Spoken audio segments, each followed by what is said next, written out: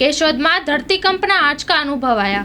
જૂનાગઢના કેશોદમાં અને માંગરોળ સહિત આસપાસના ગામોમાં સાંજના 6:25ની આસપાસ ધરતીકંપના 2 આંચકા અનુભવાયા હોવાનું જાણવા મળ્યું છે।